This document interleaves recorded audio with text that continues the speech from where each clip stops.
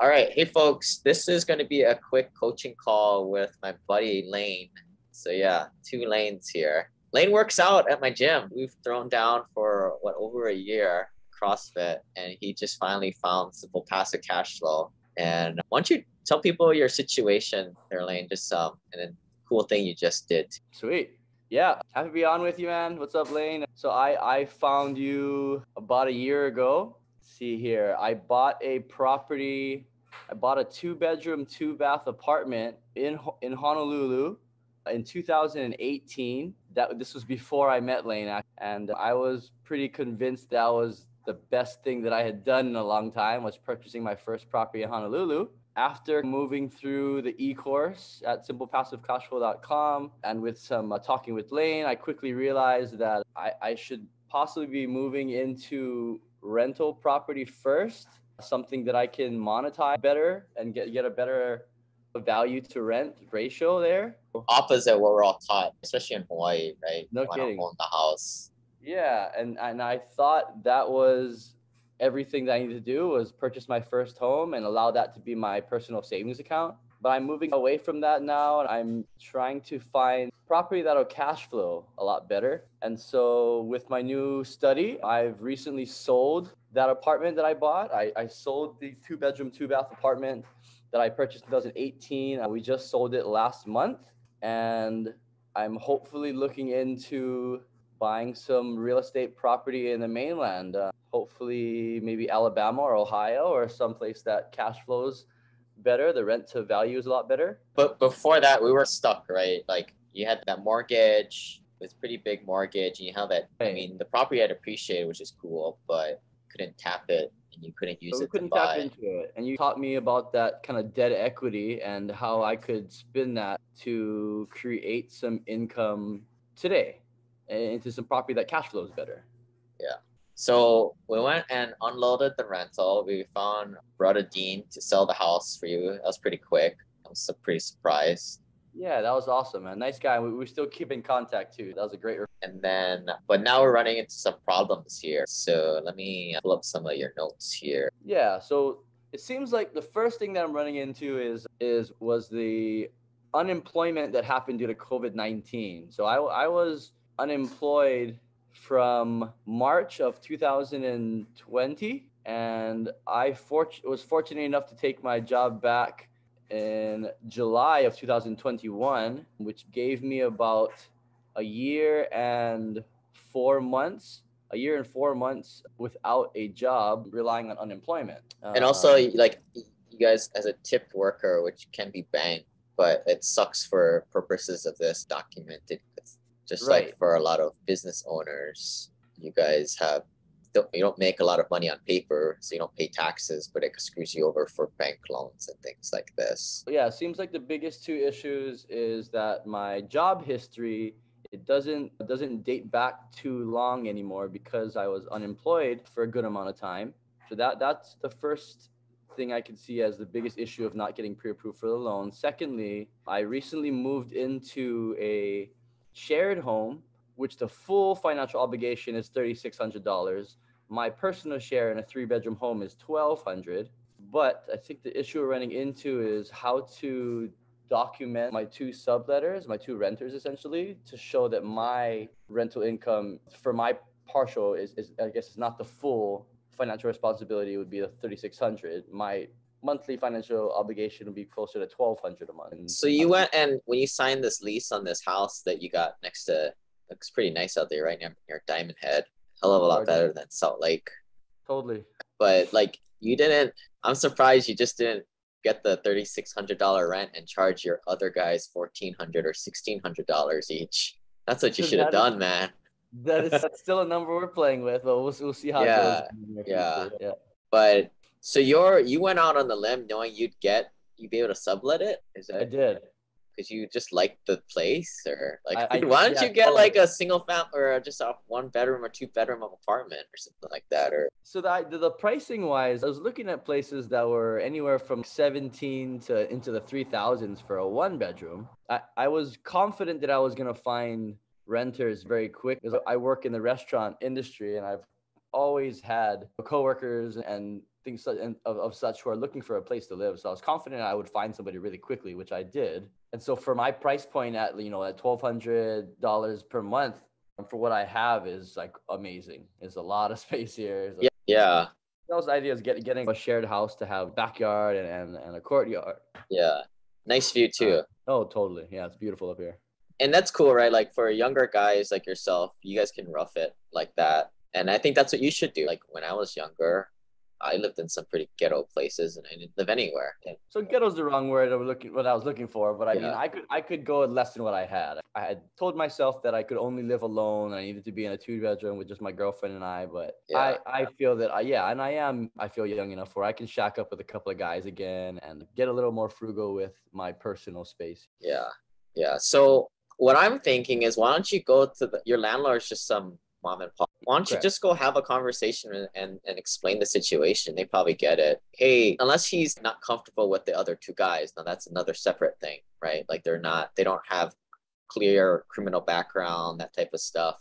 But if you can say, hey man, can you just like write this new lease for me so I can take this to my lender to make them happy that I only have 1/3 of the obligation of this house. Okay. So see if you can work on that. The harder one too, so you got your second problem is like you don't have documented W-2 income typically, and I may be mistaken by this, but I think you need to have 2 years of clean W-2 income statements. Okay. Now you can get a loan without that or just having money in the bank, but the terms are going to suck, right? It's not going to be that gold standard Fannie Mae, Freddie Mac that you really need.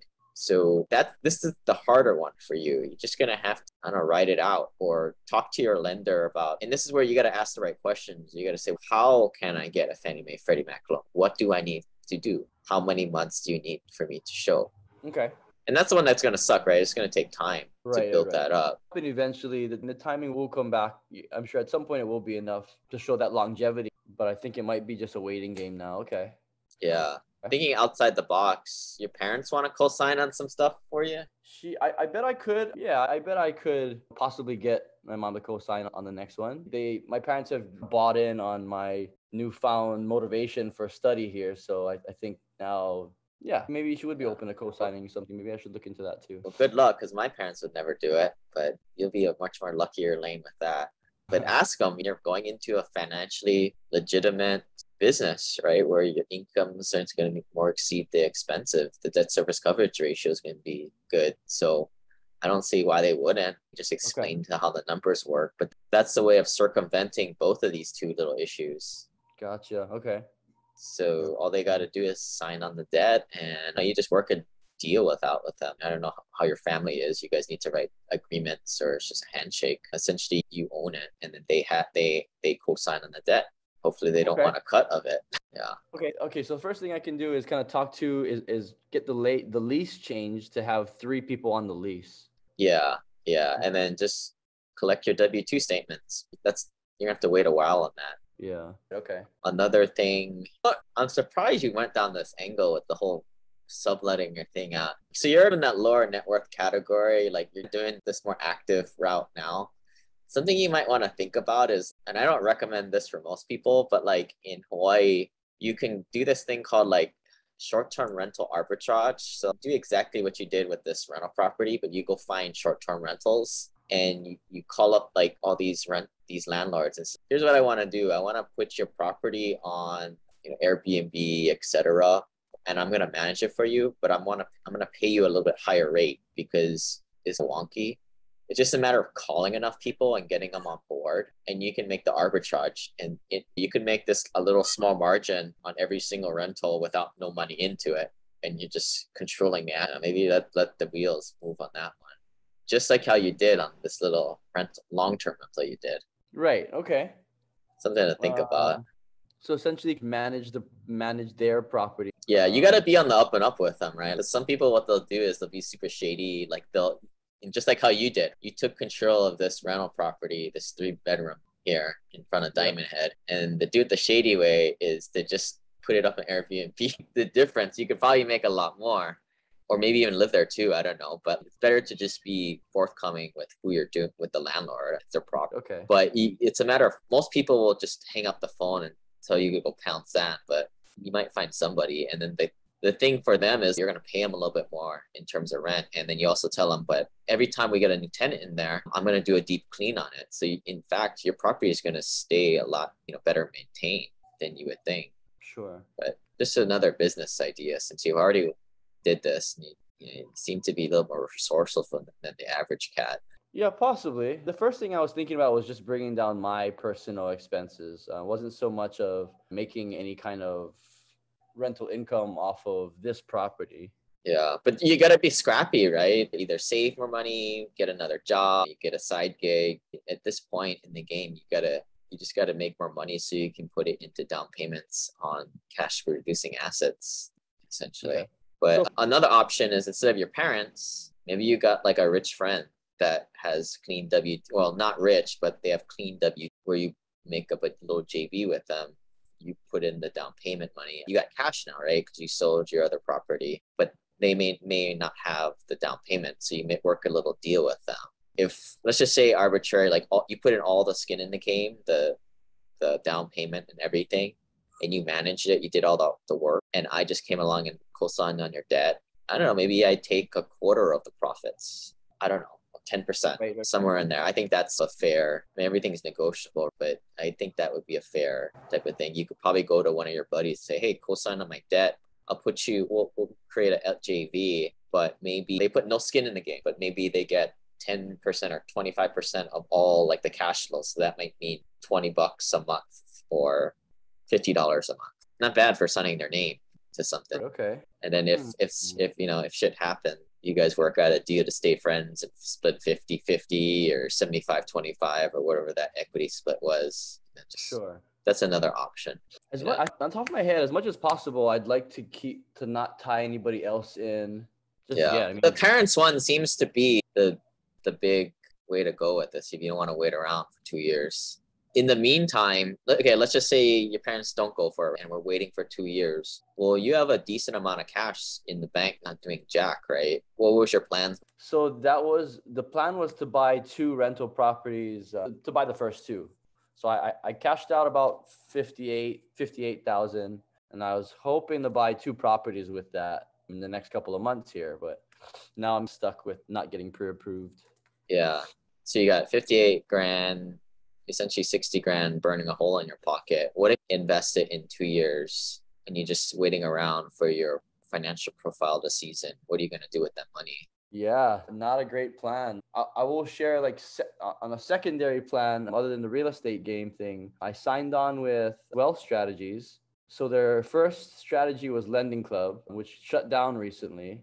And so they're not taking on any new loans. Which is you investing in paper, right? That's the danger with that. You could be making 12, 15, 20%, but you're essentially buying shitty paper that got funneled through a marketer.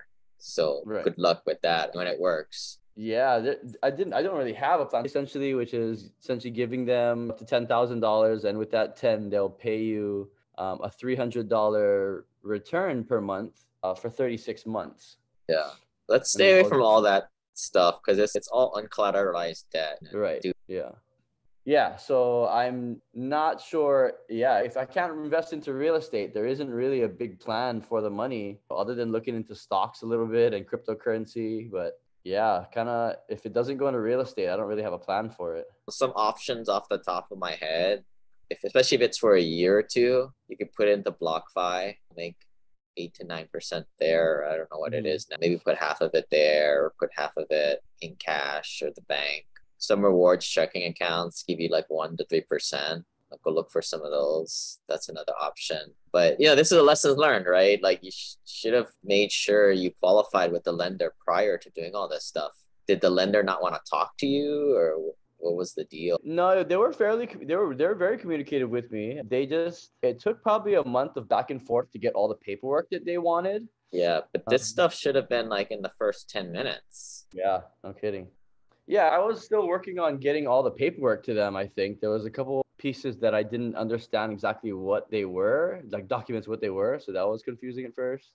Yeah. And then eventually they had gave me a call and said that after trying so many different things, I wasn't going to be able to get pre-approved. for kind of the two reasons that I stated, just that the work history wasn't long enough and that my new financial obligation to this home that I'm in was a factor there also. That at Got it. $3,600 a month, I'd have to make $10,000 a month to justify that rent. In terms of the way I look at it, the lender messed up.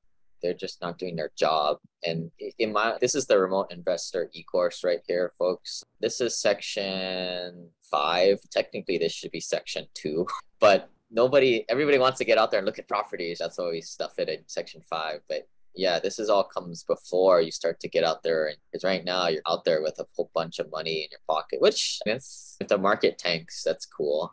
You look like a genius. But yeah, what I would do is I would throw maybe like half of it in like AHP and the other half in like BlockFi and run with that. The AHPs, yeah, just go to simplepassivecashflow.com/AHP. Get it in there before the next couple of months because I think that their rates go down as they close their current fund. So get on that as soon as possible. Okay. But yeah, you can drop, maybe if you drop 30 grand in there, and their liquidity, it's a little bit up in the air. Like you can't get the money like in a few weeks. It just doesn't work like that. Like just the fact that you can get the money out in 6 months to a year, something like that is awesome in my opinion. But yeah, you can make 8 to 12, 8 to 11, 8 to 10% in that one. And it's backed by real estate. It's a private note fund. But at least you're diversified in a couple of things there instead of these non-collateralized garbage. Okay. So if I cannot, which it seems like I won't be able to get pre-approved for at least another year, and so then I should maybe look into parking my money into, you say, AHP or BlockFi. Okay. Both, right? Split it, right? For diversification. And then like you're going to buy the first property at some point. Then once you've bought the first one, then you liquidate your AHP shares, which takes a while once you get the order. So that's the second reason why I was thinking. Okay. I'm sure there's a lot of other things out there, but that's just 2 things off the top of the head, or just cool. You don't want to just throw a lot in one thing too. That's not responsible. And when you say BlockFi, you're talking about purchasing a stable coin and giving it to them? Yeah, just stake it. Okay. Yeah, US stable coin. Okay. But hopefully your parents help you out. Yeah, I will definitely give it a try. I think I'd still like to keep this on just my name and my stuff, ideally, but clearly it's not going to happen that way right now. So if I did look into something else, I need some help. Yeah. Think about it like this, man. Like for every 30 grand you have, which you have 2, you could be buying a couple houses with that. If you grew your money at 20% a year, if I go 60 grand times 20%, that's $12,000 a year that you keep making just by cash, or you keep making $400 a month just by cash flow. Think about it like that, not including your tenant paying down your mortgage for you, the tax benefits, the appreciation, just with cash flow. A couple $100 for property, $400 a month. Every month that goes by, you're potentially losing at least $400, even 500 or 600. That's where you have to think. Worst case scenario, I'm sitting here for 2 years, $400 times 24. What is that? $400 times 24. That's 10 G's right there. That's a significant amount of money for you right now. Okay, I guess so. Okay, so I guess maybe I put the real estate on hold for a little while and look into parking this money somewhere. That's cool. Yeah, okay. And then hopefully your parents help you out a little bit and then can expedite things along. So I guess what I'm saying, if parents don't say yes, say, I'll split you half of this, give you $5 grand. Sure. Or how about you help me buy one? You guys hold on to 10 grand in escrow and then see how it goes. I'll explain to you what's happening so you feel comfortable. Take it one by one. Maybe scrappy. You get a big barrel deal. That's very true. Okay. Would you, if I were to attempt to get pre-qualified again in the near future, whether it be on my own or, with my mom co-signing, would you recommend me going with the same company, residential mortgage, or should I go with a different one? They're all the same. Okay. It's all going to be the same stuff. So it won't really matter. Just don't go to a local bank. They don't know what the heck they're doing in terms of out-of-state stuff, or just like your average residential property. You live in the house, lender. You need more of a not owner-occupied, investor-focused guy. So you got the right folks you're working with. It's just part of it. Maybe that's and I was telling you a lot of stuff. I just haven't seen you in 6 months. So I probably would have mentioned in there, oh, by the way, make sure you don't you tell them about your gap in your W-2s, your 1099s. Yeah. You would have told me to not tell them about that. Potentially, I don't know. They would have found that out either way, but I probably So would have told you don't tell them about the roommate situation. But right now, your $3,600 a month rent is just bombing your debt to income. right. You just look like a YOLO to them right now, spending that much on rent. You're unbankable with that. So the next time I approach them, I have to approach them with a lease that has 3 people on it, and then that the rent is $3,600. Yeah, yeah. No, these are people, right? Talk with them first. Don't put it in an email. Talk with them first about the issue. Ask can we work to like get over this, or what do they need? Got it. Okay. Because I can see that already being a big issue. Even if I was making $10,000 a month at work, which I'm not, 36 is still a pretty big amount to $10,000 a month. So I definitely have to bring that down. Yeah, yeah. Okay. So that's one of the first things I'm working on, getting a new lease drawn out. I honestly think you screwed yourself with that house. I think it's a good idea, but not from a lender's perspective. Right. So that's another lesson there too. So I think you gotta hope you have a good relationship with your parents, because you're gonna need them to help you on this one. For at least for the first few properties then, huh? Yeah. I want to. Yeah. Okay. I think that they should, if they understand things, they should do it. So many parents spend money on so stupid things for their kids, like college education, cars.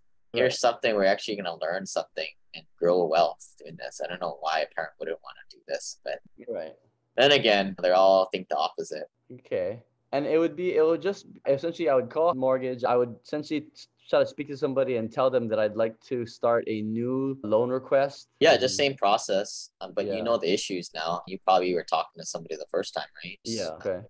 And then with my mom co-signing, that wouldn't require me to make any more money or have the longevity in my job anymore, because she would qualify. She's been working all the way through. Yeah. And her and I together at this point. Yeah, it's just her pretty much. If you want to go on that thing just because it makes you feel warm and fuzzy, you could, but it does nothing. Oh, okay. So it would really just be her finances. Yeah, you're unbankable. You got a gap in your income, and you live in a mansion from from the mainland standards. You're probably like, what is Bonehead doing? Okay, but I don't think my mom's income is enough to be renting a $3,600 place either. Well, like I said, you got to go to that landlord, fix that. And when you say landlord, this could be property manager as well. They could redraw up a lease. They could, but the property managers, they don't want to do anything confusing. You're going to cut through the land. You have to cut through the property. Gotcha. Okay. Yeah, just like CPAs, right? They never want to do things the hard way. You get to twist their arm, but in this situation, you have no leverage. You feel no. Okay. Okay. So I almost feel like I should just wait a year, find somewhere being BlockFi or APH to park this money for a little while, and maybe take a year to study more. Another option is just buy the house cash with no leverage, but you're not going to get the better returns. Cash without leverage, right? Okay, cool. I think that kind of answers most of my questions that I was stuck in. Okay. Yeah, your situation is difficult, man, right? But this is what suck it up. That's what builds character. I'm realizing that all these little issues, all this powering through and learning out how to do this myself, this is what's really going to help me in the long run here. Yeah. Past all these things that seem little to me right now are going to be easy to figure out years down the line. They just won't happen again. Yeah, and this is all if people who have a lot of money, they just give their kids this stuff. They never learn this stuff. Now you're having to beg, borrow, deal. Hopefully you don't steal anything, but you become a good deal maker. This is street smarts. Right. Shoot. Dude, how's everything with you, man? It's people are still paying rent. Yeah. Good. Hey, I guess secondary, I'm getting ahead of myself a little bit here. If there was one state or city that you would buy your first 2 or 3 rental properties in right now, my idea was Alabama and Ohio, because that's what we talked about last time. If there was one, that you'd recommend me looking into to buy my first 2 or 3, where would that be? I'm blanking on the name, but it's like just east of Chicago, because everybody's getting the hell out of Chicago. Gary, Indiana? Yeah. Gary? Indiana. Yeah. I got a guy out there, but that's a lesser known area, which is what I think you need to go, because you can't go to Indianapolis or Kansas City these days. Everybody knows about that stuff for a decade. You said Gary, Indianapolis, outside of Chicago. Okay. Yeah, Gary, Indiana. Yeah, but most people will go to Indianapolis. That's what you hear in all like the turnkey rental ads. But if a turnkey marketer's pitching it, it probably is already overpriced to begin. Is there anywhere in Texas that you would recommend? You're not gonna cash flow out there. It's too expensive. Okay. Yeah. Yeah. Yeah. You're about 5-10 years too. Shucks, I was hoping that the next time I talked to you I was gonna have pre-approval so that I could start looking into these cities, but that didn't happen. So Yeah. step back here again, which is fine too, because I'm getting a love for the studying part of it, man. I read through the Keller, Gary Keller's. Millionaire real estate investor.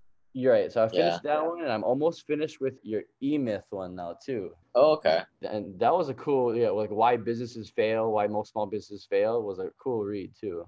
Yeah. I'm starting to like the study part of it. Just look outside your window right now, right? Like freaking Diamond Head, where before you were like a prisoner in the house. Like this obsolete mindset to buy the house to live in. Totally. I mean, better location, not cheaper. Yeah, your money's not moving yet. We just got to get work to the prop these issues. Right. Yeah. But you see the path forward. Oh, 100%. I think that's the biggest thing is I see the light at the end of the tunnel, and just how do I get there now? But it's exciting. It's an exciting thought. It's an exciting. Yeah. Yeah. And then hopefully you're like, oh, for every 30 grand I save, then I can make a few $100s more. Maybe that helps you. You still have to play the game where you have to be frugal at this point and save monies, but hopefully that helps you. At the very least, once a year to get to that 30 is the goal. This point, hopefully faster than that. But as of right now, I don't see why it's not obtainable for me to save 30,000 a year to get myself a year. Whereas when you lived in that condo you were a prisoner to, it can be debilitating, right? Like you're paying all this money in mortgage, and everybody says that's how you build wealth, paying down your mortgage and equity, but it's depressing. Quite frankly, that stuff doesn't work. Like when you compare it to this alternative. Totally. Okay. But yeah, so folks, this is in the Remote Investor eCourse. We'll put it in the lending section. Again, you guys should probably couple lessons learned here. This is why you probably want to do the financing first, or see at least you're pre-approved. I know a lot of you guys, you might have money already, and that's why we recommend the HELOC first to get at the money before you sell the house over your head. But Lane here, he's pretty resilient. He does CrossFit. He doesn't cry like a little whiny baby. So he'll be okay. Actually, he's doing all right there. CrossFit messes me up still, man. I cry like a baby girl over there.